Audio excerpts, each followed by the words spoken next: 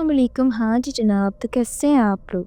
मैं उम्मीद करती हूँ आप सब खैरियत से होंगे और खुशनुम होंगे। मैं हूँ ईमान और मैं आपकी खिदमत में कहानियाँ लेके आती रहती हूँ। आज भी इसी गर्ज से आपकी खिदमत में हाजिर हूँ। कहानी जिसकी है उसी की ज़ुबानी आपकी खिदमत में पेश कर रही हूँ। आज से करीब 10 साल पुरानी बात है, जब हम लोग सियालकोट में रहते थे। जिस घर में हम रहते थे, ये घर हमने रेंट पर लिया हुआ था और मालिक मकान बहुत बुरी नेचर का बंदा था। हर माह रेंट बढ़ा देता था और जब बढ़ाने की वजह पूछो तो लड़ने लग जाता था। कुछ माह तक तो ये सब चलता रहा। फिर मेरे वालिद साहब ने एक और घर रेंट पर देख लिया। इसका रेंट तो कम था ही, पर इसके साथ साथ मकान बहुत अच्छा था और मालिक मकान भी बहुत नेचर का अच्छा लग रहा था। मेरे वालिद साहब ने ये सब बातें आकर हम लोगों को शेयर की, कि कह लीजिए कि अपना फ़ैसला सुनाया। अभी महीना पूरा नहीं हुआ था, इसलिए हमने कुछ दिन इस घर में मज़ीद रुकने का सोचा।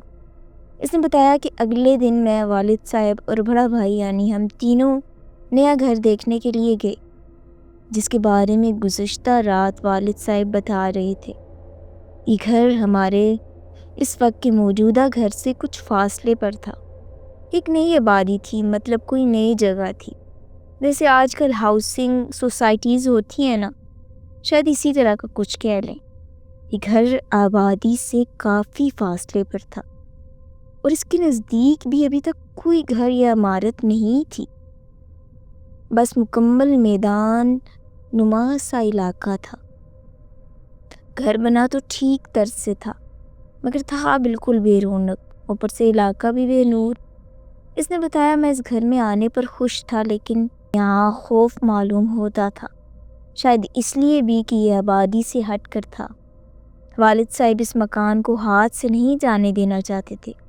वजह ये थी कि अब वो पुराने मालिक मकान की एटीट्यूड से तंग आ चुके थे, और शायद इसलिए भी कि इसका रेंट भी मुनासिब था। यहाँ सब कुछ नॉर्मल था, पर मालूम नहीं क्यों एक नहुसत महसूस होने लगी। मैं इस बात को लेकर कुछ घबरा रहा था, एक डर सा महसूस होता था। इस घर को देखकर ऊपर से सीन में एक पुराना बरगद का दरख्त लगा हुआ था, जो देखने में बेहद पुराना था। इसकी शाखें ऐसी मालूम होती थीं जैसे कोई बाल खोले हमें मुसलसल देख रहा है। मेरे बड़े भाई ने भी ये बात वालिद साहब को बोली। अबू, आपको ये घर अजीब नहीं लग रहा? जिस पर वालिद साहब ने बस इतना ही कहा, नहीं मुझे तो कुछ अजीब नहीं लगा। इसने बताया, अजीब नहीं लगा। इस घर में कुछ बिल्लियाँ भी नज़र आईं, और अजीब बात ये थी कि वो बिल्लियाँ हम लोगों से बिल्कुल भी खौफज़दा नहीं थीं। और रात के वक्त यूँ महसूस होता कि छत पर कोई चल रहा। अगले दिन हम लोगों ने घर की साफ़ सुथराई की। सफाई के दौरान हमें एक कमरे में कुछ गेंदे की फूलों की पत्तियाँ मिली। बाद में मालूम हुआ कि ये फूल हिंदू लोग अपनी इबादत के दौरान इस्तेमाल करते हैं। हर 2 दिन बाद हम लोग यहाँ शिफ्ट हो गए। जब वो हम सामान के साथ इस घर पहुँचे तो घर के मेन गेट के बिल्कुल सामने एक काली बिल्ली बैठी थी। इस बिल्ली को देखकर मेरे वालिद साहब ने धुतकार दिया और वो भागने के बजाय गर्राने लगी और इस तरह खड़ी हो गई जैसे अभी हम पर हमला कर देगी। खैर, गाड़ी से सामान उतारा जाने लगा।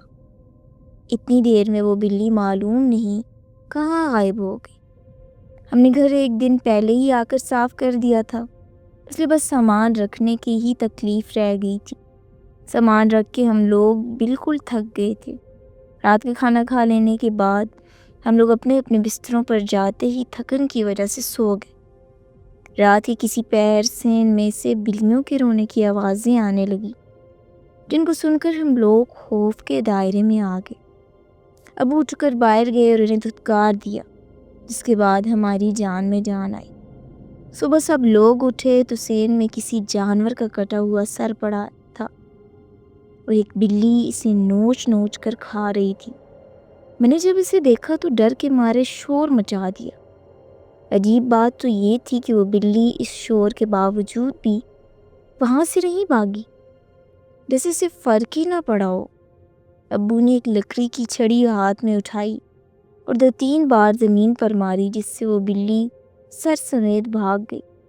مجھے حیرت ہوئی کہ ایک بلی کیسے کسی بڑے جانور کا سر اپنے دانتوں میں دبا کر بھاگ سکتی ہے۔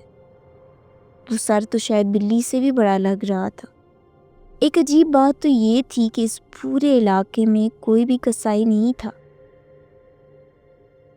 تو پھر یہ بلی وہ سر لائی کہاں سے تھی؟ وہ سر بالکل ایسا تھا جیسے اس کے اوپر کی کھال کسی نے انتہائی مہارت سے اتاری ہو، اور ایسا کام تو کوئی کسائی کر سکتا ہے۔ اس سے بتایا ہم لوگ یہ سب دیکھ کر بہت ڈر گئے تھے، پر ابو نے ہنس کر کہا اس میں ڈرنے والی تو کوئی بات ہی نہیں ہے۔ اتوار کا دن تھا، اس لیے ہم سب لوگ گھر میں تھے۔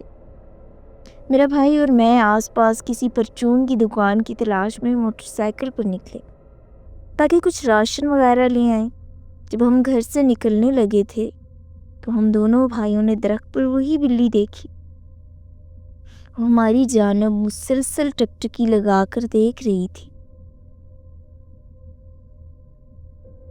اس گھر میں بہت سی بلیاں تھیں، پر اس بلی سے عجیب سا خوف آنے لگا تھا۔ اس کی ایک آنکھ تھی ہی نہیں، سب بلیاں کالی تھیں، پر اس بلی کی ایک آنکھ ہی اس کی پہچان تھی۔ ہم نے جلد ہی ایک پرچون کی دکان ڈھونڈ لی اور سامان لے کر واپس آ گئے۔ دن اسی چہل قدمی میں گزر گیا اور رات ہو گئی۔ رات کے کسی پہر اس کے والد صاحب کی آنکھ کھلی اور وہ شاید باتھ روم کے لیے نکلے تو وہی بلی نظر آئی۔ انہوں نے اسے بھگانے کی کوشش کی تو وہ کہیں غائب ہو گئی۔ گرمیوں کے دن تھے اور ہمیں اس گھر میں رہتے ہوئے ایک ہفتہ ہو گیا تھا، اور روز ہی کچھ نہ کچھ عجیب دیکھنے کو ملتا۔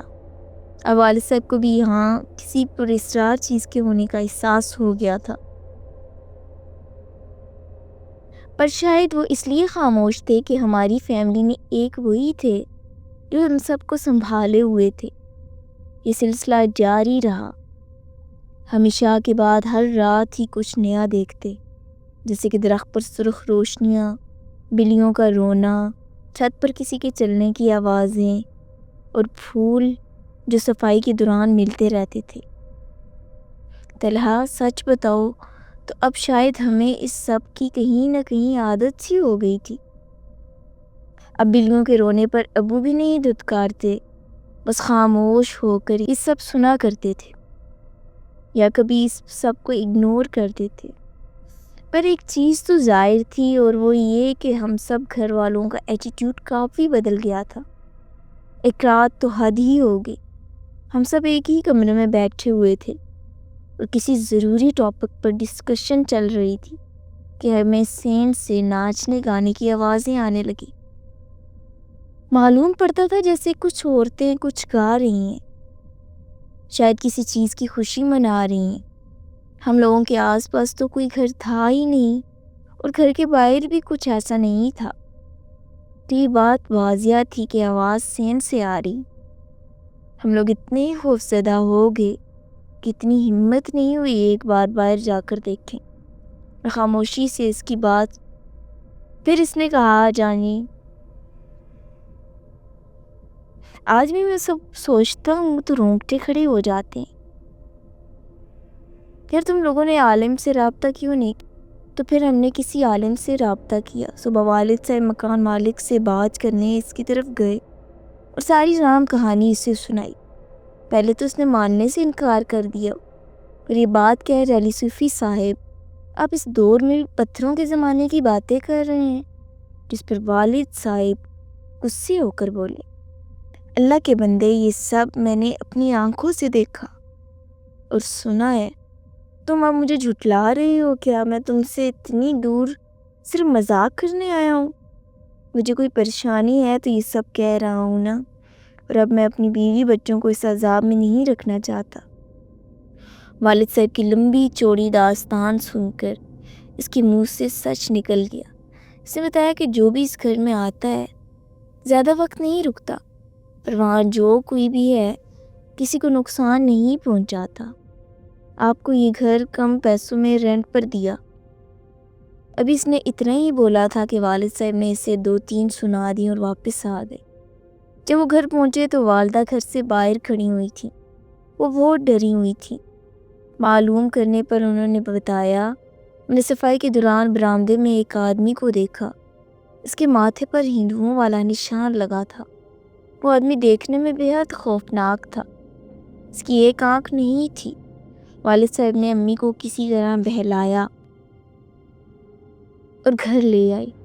میں اسکول میں تھا جب والد صاحب اور بھائی مجھے لینے آئے۔ ہم لوگ اپنی پھپھو کی طرف آ گئے جو اسی شہر میں رہتی تھیں۔ کچھ دن وہیں رکے رہے۔ جب نیا مکان ملا تو اس منحوس گھر سے سب وہاں شفٹ ہو گئے، اور یہ آخری بار تھی جب میں نے اس گھر کو دیکھا تھا۔ یہ میری زندگی کے خوفناک ترین ایام تھے۔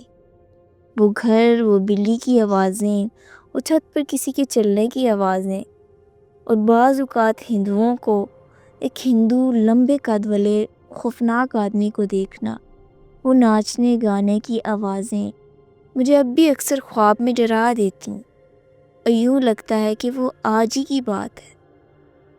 ہم نے بہت سارے عالم کو بلایا، انہوں نے اس گھر میں دم کیا۔ انہوں نے کہا کہ یہاں پر ہندو رہتے تھے جس کا یہیں قتل کیا گیا، اس کی روح اب یہیں رہتی ہے اور اسے یہاں سے نکالنا بہت مشکل ہے۔ تو اس وجہ سے ہم لوگوں نے وہ گھر ہی تبدیل کر دیا۔ آج بھی ہم لوگ اس منظر کو، اس گھر کو یاد کریں تو ہم خوف سے کانپنے لگ جاتے ہیں۔ اللہ کا شکر ہے کہ اب ہم وہاں سے دوسرے گھر شفٹ ہو گئے ہیں اور اب ایسا کچھ بھی نہیں ہوتا۔ مزید ایسی کہانیاں سننے کے لیے میرے چینل کو سبسکرائب کریں۔ آپ کا بہت بہت شکریہ۔